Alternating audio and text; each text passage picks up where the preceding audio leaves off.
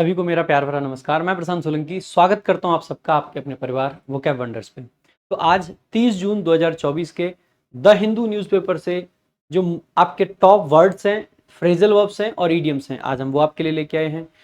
Daily आपको ये video शाम 5 बजे मिलती है और एक बहुत बेहतरीन कंटेंट आपको रेगुलर वे में मिल रहा है। बहुत शॉर्ट में, आपको ज़्यादा टाइम भी नहीं खर्च करना है। लगभग 10 मिनट के अंदर आपको बहुत सारे वर्ड्स नए, बहुत सारे फ्रेजल वर्ब्स और बहुत सारे इडियम्स आपको मिल जाते हैं, वो भी डेली द हिंदू न्यूज़पेपर से। ये ऐसे वर्ड्स को हम निकालने की कोशिश करते हैं जो आपकी किताबों में नहीं मिलते हैं, जो आप पढ़ने का ट्राई तो करते हैं, जो आपके पेपर में तो आते हैं लेकिन किताबों में कहीं मिल नहीं पाते हैं। तो शुरुआत करेंगे आज की क्लास की और पहला जो वर्ड है दैट इज वेट। वेट एक वर्ब होती है। वेट इसकी थर्ड फॉर्म होती है वेटेड, आईएनजी फॉर्म होती है वेटिंग। ठीक है, इसका मीनिंग क्या होता है? जैसे आपने अक्सर करके देखा होगा, एक वर्ड आता है स्क्रीनिंग। जब इंटरव्यू वगैरह होता है तो किसी की स्क्रीनिंग करी जाती है, तो स्क्रीन करके एक वर्ब होती है आपकी, वही मीनिंग होता है वेट का। तो जब किसी का इंटरव्यू किया जाता है, जब किसी को बेसिकली देखा परखा जाता है, तो उसी को बोलते हैं वेट करना। तो वेट का मतलब हो जाता है to find about a person's past life and career in order to decide if they are suitable for something. किसी का निरीक्षण करना, स्क्रीनिंग करना बेसिकली होता है वेट। अगला आपका जो वर्ड है दैट इज फॉर बियरेंस। देखो, बियर करने का मतलब होता है सहन करना, तो यहां से आप याद रख सकते हैं फॉर बियरेंस करने का मतलब होता है सहनशीलता। खास करके ऐसे समय में जब आपके साथ में कुछ गलत हुआ है, सहनशीलता। और सहनशीलता आदमी के अंदर होना बहुत जरूरी है। जैसे कि आपने रात वर्ल्ड कप फाइनल मैच में देखा, जब एक बार को अक्षर पटेल के ओवर में 24 रन पड़ गए थे, तो कोई भी टीम और होती पैनिक कर जाती, खराब स्थिति में अक्षर को ब्लेम करने लग जाते। लेकिन जहां पे इंडियन टीम ने एकजुटता दिखाई, किसी भी एक प्लेयर को ब्लेम ना करते हुए लगातार एकदम से सारे जुट के एकजुट होकर काम किया। और वहां से हम ये भी जान सकते हैं, सीख सकते हैं कि मेरे भाई, जीवन में कितनी भी कठिन परिस्थिति क्यों नहीं आ जाए, आदमी को संयम के साथ में सही डिसीजन लेना चाहिए। कई बार हम इमोशंस के भाव में हताश होके या ज़्यादा एक्साइट होके ऐसे काम कर देते हैं जो कि हम बाद में पछता रहे होते हैं। तो चाहे जीवन में कितनी भी हताशा आ जाए और चाहे जीवन में कितनी बड़ी खुशियां आ जाए, आपको हमेशा और हमेशा संयम रखना चाहिए और संयम के साथ में काम करना चाहिए। तो बहुत बहुत बधाई पूरे भारतवर्ष को। इंडिया ने फाइनली वर्ल्ड कप जीता है 2011 के बाद में, 2024 में जाके 13 साल बाद। वर्ल्ड कप तो वर्ल्ड कप हो गया जी, चाहे वनडे का हो चाहे T20 का। तो 11 के बाद में अब जाके जीते हैं। बहुत बहुत बधाई सभी को। खुशी के आंसू कल रुक नहीं रहे थे और दुख भी हुआ जब विराट कोहली ने T20 क्रिकेट को गुड बाय कहा। रोहित शर्मा के गुड बाय कहने पे भी दुख हुआ, लेकिन विराट कोहली तो एक इमोशन है। बहुत बुरा लगा, बट एक दिन ये आना ही था। बहुत टाइम तक आंसू अपने आप आते रहे, निकलते रहे, निकलते रहे, निकलते रहे। पहले वो खुशी के आंसू थे, फिर वो धीरे धीरे धीरे धीरे धीरे धीरे विराट के रिटायरमेंट में बदल गए। तो अजीब सी फीलिंग थी, बट अच्छा लगा। तो फोरबियरेंस क्या होता है? सहनशीलता, the quality of being patient and kind towards other people, specially when they have done something wrong. अगला आपका वर्ड है डी क्लटर करना। ये अच्छा वर्ड है। डी क्लटर करना एक वर्ब होती है। हम अक्सर करके बोलते हैं, जैसे मान लीजिए घर में सफाई चल रही है, जब सफाई चल रही होती है तो हम फालतू सामान को हटा देते हैं, तो वही हम क्या कर रहे होते हैं? डी क्लटर कर रहे होते हैं। डी क्लटर का मतलब है जो आपकी खराब चीजें हैं, बेकार चीजें, उनको हटा दीजिए, जिससे आपके घर में स्पेस बन जाए और आप प्रॉपर अपनी चीजों को व्यवस्थित रूप से रख पाए। तो to remove things that you do not use so that you have more space and can easily find things when you need them. तो सुव्यवस्थित करना किसी चीज को, वही होता है डिक्लटर करना। अगला आपका वर्ड है पैरी। ये भी एक वर्ब होती है। पैरी ये भी एक वर्ब होती है। इसका मतलब होता है डिफेंड करना खुद को। ठीक है, खुद को डिफेंड करना। तो to defend yourself against somebody who is attacking you by pushing their arms weapons etc to one side. तो जब कोई आपको धक्का दे रहा होता है तो अपने आप को डिफेंड करना बेसिकली होता है पैरी। ठीक है, पैरी। नेक्स्ट देखेंगे। अगला आपका जो वर्ड है दैट इज कैनोपी।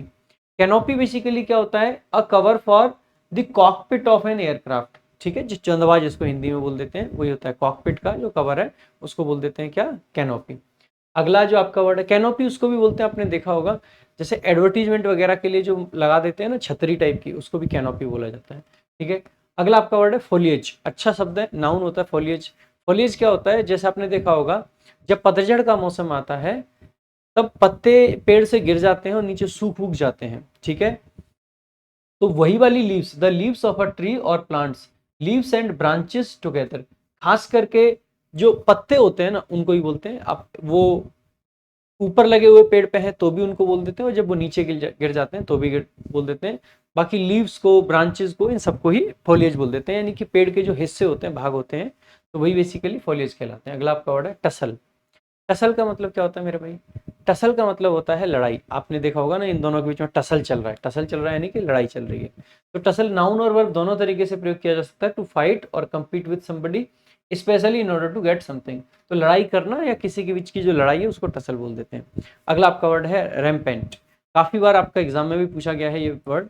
रैम्पेंट का मतलब होता है कोई जब चीज अनरिस्ट्रेन्ड होती है, अनियंत्रित होती है, तो एग्जिस्टिंग और spreading everywhere in a way that can not be control. जिस चीज को कंट्रोल नहीं किया जा सकता उस तरीके से स्प्रेड होना।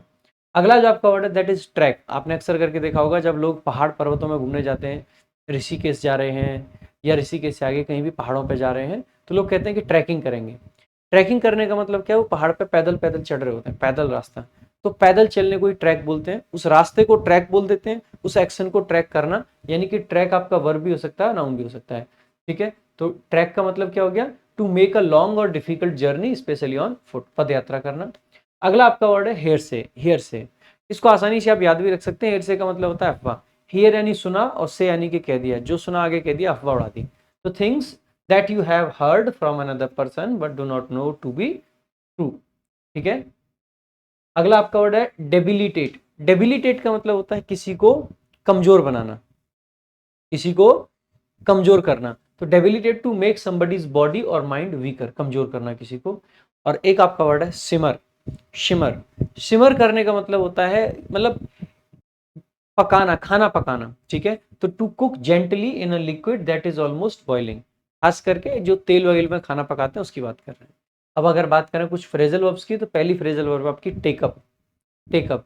टेकअप वर्ब को हम खास करके तब यूज कर लेते हैं, जैसे मान लीजिए हमने कोई टॉपिक को डिसाइड किया कि let's take up this topic. ठीक है, इस टॉपिक को लेते हैं और इस पर डिस्कस करते हैं। ठीक है, तो टेकअप का मतलब है किसी चीज पे विचार करना या किसी चीज में इंटरेस्ट लेना। तो बिकम इंटरेस्टेड और engaged in a pursuit. Pursuit का मतलब होता है कोई चीज, कोई, जैसे परस्यू करना होता है किसी चीज का पीछा करना, परस्यूट उसका ही नाउन फॉर्म है। ठीक है, साइन ऑफ करना। साइन ऑफ आपने अक्सर करके देखा होगा, जब हम किसी चीज को कंक्लूड करते हैं तो ऐसे बोलते हैं। जैसे मान लीजिए कल जैसे क्रिकेट मैच था, तो जब लास्ट में कमेंट्री चल रही होती है, तो कमेंट्री के बाद में लास्ट में वो क्या लिखते हैं, जैसे क्रिकेट वगैरह में वो लिखते हैं this is Sagar Chawla signing off on the behalf of this this this this. तो साइन ऑफ करना यानी कि बेसिकली वो वहां से जा रहे हैं। तो कंक्लूड करना, तो कंक्लूड अ लेटर, ब्रॉडकास्ट और अदर मैसेज, किसी चीज को कंक्लूड करना, समाप्त करना। ठीक है, अगला आपका जो फ्रेजल वर्ब है दैट इज वीन अवे। अच्छा वर्ड है वीन अवे। वीन अवे का मतलब होता है किसी चीज को खत्म करना, टू मेक समबडी और समथिंग स्टॉप डूइंग और यूजिंग। किसी चीज को बंद कर देना, खत्म कर देना, एंड करना किसी चीज का, ये होता है वीन अवे। अगला आपका किक इन। किक इन का मतलब क्या होता है? किक इन का मतलब है किसी चीज की शुरुआत। ठीक है, तो कम इन टू इफेक्ट और ऑपरेशन, किक इन। ठीक है, किक इन करके शुरुआत होती है, जैसे जब हम गाड़ी में किक इन करते हैं तो गाड़ी की शुरुआत होती है, गाड़ी आगे चलती है, यानी बाइक वगैरह की बात कर रहे हैं। अगला आपका वर्ड है पिच इन। और पिच इन का मतलब होता है कुछ नया काम करना शुरू करना, to start to do something as a part of a group specially something helpful. कोई अच्छी चीज, कोई नया काम शुरू करना। अब कुछ इडियम्स देख लेते हैं। पहला जो आपका इडियम है that is cutting corners. Cutting corners बहुत बार यूज किया जाता है, ये हम तब यूज करते हैं जब कोई व्यक्ति, कटिंग कॉर्नर्स को तब यूज करते हैं जब कोई व्यक्ति ना खर्चे बचा रहा होता है फालतू के। ठीक है, ऐसी चीजों से खर्चे बचाता है जिनसे बचाने की जरूरत नहीं है। जैसे मान लीजिए आप एक बहुत बड़ी ऑर्गेनाइजेशन चलाते हैं और बहुत सारे वहां पे खर्चे होते हैं। ठीक है, आप खर्चे बचाने के लिए क्या करते हैं, ऑर्गेनाइजेशन में चाय बंद कर देते हैं। ये क्या है? Cutting corners. मतलब अलग अलग तरीके की चीजें की जा सकती हैं। कटिंग कॉर्नर्स का सेंस ही होता है, जैसे मान लीजिए आप एक परिवार चलाते हैं और परिवार में आपके बहुत सारे खर्चे हो रहे हैं, लेकिन आप खर्चे करने के लिए क्या कर देते हैं कि यार एक काम करो, नमक खाना छोड़ देते हैं। ठीक है, नमक के पैसे बच जाएंगे। या फिर हरी सब्जी की जगह पे आप डेली दाल खाने लग जाओ, हरी सब्जियां महंगी हो गई हैं। तो ये चीजें जो होती हैं कटिंग कॉर्नर्स कहलाती हैं। ठीक है, अगला आपका है break the bank. Break the bank का मतलब होता है कोई चीज जो बहुत महंगी हो, बहुत ज्यादा महंगी, जिसने आपके बैंक की एस्तेसी मार दी हो, है ना, वही ब्रेक द बैंक। अगला आपका कैश काव। काव और कैश यानी कि कोई भी व्यक्ति ऐसा जो बहुत सारा पैसा कमाता है। तो समवन और something that makes a lot of money for a business organization ETC. Cash cow, किसी बिजनेस के लिए, किसी ऑर्गेनाइजेशन के लिए जो बहुत पैसा कमाए, वही होता है कैश काव। अगला आपका वर्ड है out of pocket, out of pocket का मतलब है पैसा खत्म, having lost money in a transaction, पैसा वैसा खत्म हो गया, आउट ऑफ पॉकेट हो आप।